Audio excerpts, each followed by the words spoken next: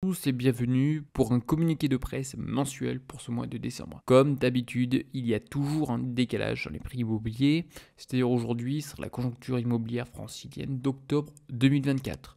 Alors pas de panique, il y aura également des projections pour ce début d'année 2025. À ce jour, des volumes de vente en voie de stabilisation à un niveau bas et des baisses annuelles de prix toujours modérées. On va voir par la suite qu'aujourd'hui, comme d'habitude sur les différentes vidéos que je réalise, c'est à ce jour toujours la même chose. On est sur des baisses aujourd'hui, notamment en Ile-de-France, sur des baisses de prix d'immobilier, des volumes qui sont gentiment en train de repartir, mais toujours dans une tendance baissière. Et également, d'une manière générale, on est également sur une reprise en termes de volume de crédit immobilier. Je mettrai en insertion à ce jour les taux immobiliers, et je mettrai également en insertion les volumes de crédit immobilier qui repartent gentiment à la hausse. Donc au niveau des volumes, encore une fois sur le mois d'août à octobre, on est toujours en baisse sur un an, donc moins de 5%. Donc la baisse des volumes de vente c'est encore une fois prolongé, mais un rythme qui continue de s'atténuer. Ça ne va absolument pas dire aujourd'hui qu'il y a un retournement de situation. On peut très bien rester comme ça pendant pas mal de temps. Au niveau de l'évolution des prix, donc à Paris, les appartements anciens ont été à 9 480 en octobre 2024.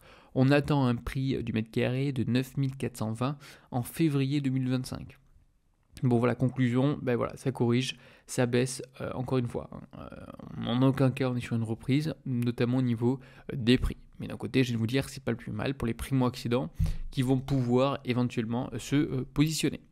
Donc au niveau des prix, c'est une baisse sur les appartements anciens en Ile-de-France. Sur Paris, c'est la même chose. Et sur les maisons, on est à moins 5,2%. Les prix des maisons devraient aujourd'hui globalement céder 1,3% en Ile-de-France de février 2024 à février 2025. Encore une fois, sur cette classe d'actifs, on a corrigé et on va, à mon avis, continuer de corriger pour ce début d'année. Rapidement aujourd'hui, la synthèse des chiffres et les volumes de vente, voilà, tout le monde est dans le rouge, à part aujourd'hui petite couronne, au niveau des maisons. Encore une fois, les maisons ont davantage corrigé que les appartements, à ne pas oublier. Au niveau des prix, on va commencer par les appartements anciens. Dans l'ensemble, on est dans le négatif partout, entre décembre 2024 et février 2025, versus décembre 2023, février 2024. On est dans le négatif partout, sauf dans le 95. Même chose pour les maisons. On est dans le négatif partout, sauf pour le 95. Encore une fois, petite couronne, moins 2,7. Donc au niveau de la projection aujourd'hui des prix, notamment des logements anciens, cette fois-ci, ce sera pour les appartements, donc à Paris et en petite couronne. Voilà, on corrige, qu'on soit très clair, voilà, la tendance est baissière. Je ne peux pas faire mieux, plus rapide que ça baisse quoi qu'il arrive. Au niveau des maisons, alors là c'est un petit peu différent, je vais vous dire, c'est des petites montagnes russes. Des hauts, des bas. Bon, dans l'ensemble, pour moi, c'est baissier. De toute manière, aujourd'hui, les maisons et les appartements, en général, se suivent, hein, qu'on soit très clair, dans les phases baissières, enfin, dans les phases haussières, dans les phases baissières par la suite. Les maisons sont assujetties davantage à la volatilité, comme vous pouvez constater, parce qu'il y a moins aujourd'hui, je pense, de volume sur cet actif en question compte tenu aujourd'hui du prix. C'est pour ça qu'on a davantage d'à-coups, ok. Mais dans l'ensemble, on a à peu près aujourd'hui les mêmes tendances. Donc je pense également que les maisons risquent aujourd'hui de corriger comme les appartements. C'est des petites waves. Alors maintenant, on va parler d'un point qui est extrêmement important lorsqu'on investit aujourd'hui dans l'immobilier, que ça soit aujourd'hui du point de vue d'un petit propriétaire avec sa résidence principale ou d'un bailleur. Les logements aujourd'hui anciens en Ile-de-France, en dépit de la baisse des prix, toujours des plus-values immobilières à 10 ans. Ce qui traduit quoi? Ce qui traduit aujourd'hui qu'il faut être patient. Lorsqu'on investit, peu importe la classe d'actifs en question, on investit sur du long terme. Il faut être patient. On n'est pas là pour faire du trading. Ok. La baisse continue aujourd'hui des prix de vente ces 2 dernières années occasionne justement des moins-values systématiques en Ile-de-France en cas de revente très rapide.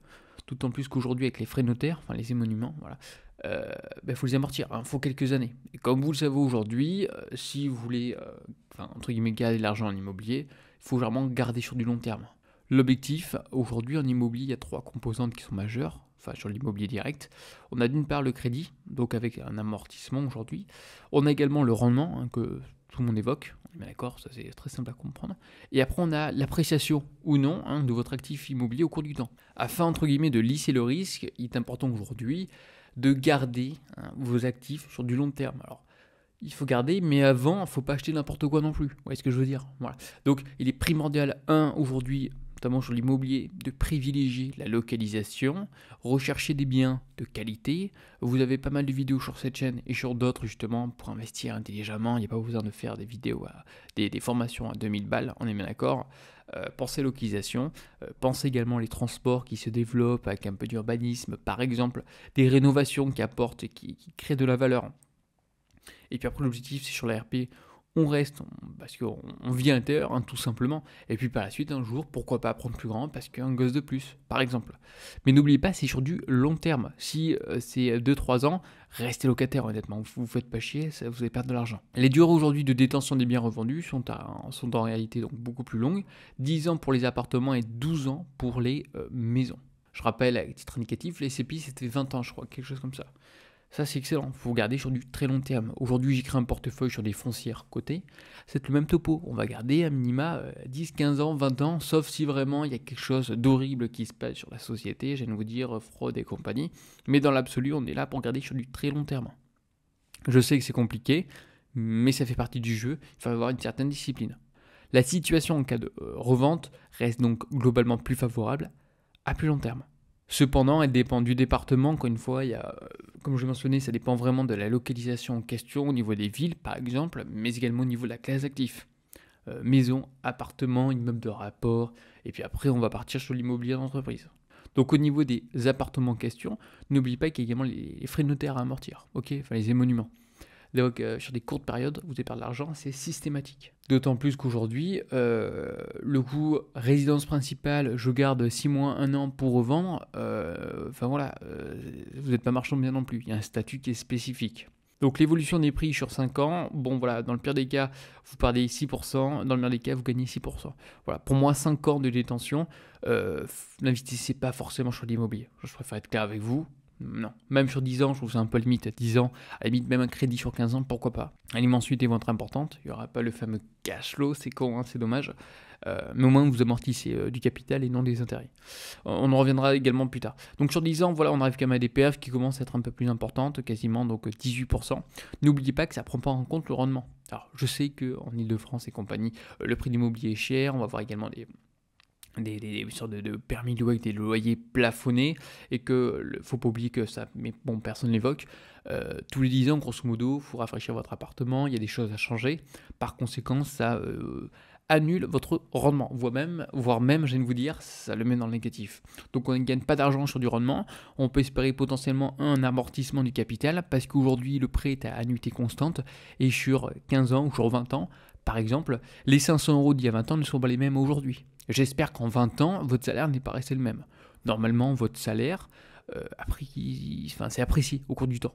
Par contre, aujourd'hui, votre crédit immobilier reste le même. Donc ça, c'est également un point qui est important. Je vous conseille honnêtement à tous de vous endetter si vous le pouvez. Et également les plus-values moyennes. Donc voilà, on est jusqu'à moins 31 350 €, ce qui est non négligeable. Et c'est le pourquoi du comment, le français aime investir dans l'immobilier. Premièrement, c'est tangible. Deuxièmement, on ne voit pas les moins-values. Donc on ne panique pas. Et sur 10 ans, 78 000 € à peu près. Donc ce qui est quand même non négligeable. Même topo aujourd'hui, donc en 10 ans, Paris conserve les plus-values les plus élevées de l'Île-de-France. Donc on va être sur 5 et 10 ans cette fois-ci pour les maisons. Pour les maisons, en 5 ans, a priori, tout le monde est dans le positif. Encore une fois, ça va dépendre de ce que vous avez acheté, mais a priori, vous êtes encore dans le positif. Mais n'oubliez pas que c'est surtout un investissement de long terme. Les montants ne sont pas les mêmes. Là, on s'investit sur des montants, a priori, c'est l'investissement le plus important d'une vie. Donc, vous vous trompez pas, soyez patient et gardez sur du long terme. Également, évolution des prix, notamment notaires, INSEE par type de bien. Je vous mettrai également en haut à droite ma vidéo sur les notaires. On a vu aujourd'hui qu'en fait, il y a une première phase de croissance où les prix se sont fortement appréciés, une phase de stabilisation et une phase où les prix décroît fortement et c'est là où on se trouve à ce jour. A priori, les phases durent 9 ans. Bon, je vous renvoie à la vidéo, j'ai mieux expliqué le pourquoi du comment. À ce jour, on est toujours en période baissière. Mais n'oubliez pas, on investit sur du long terme.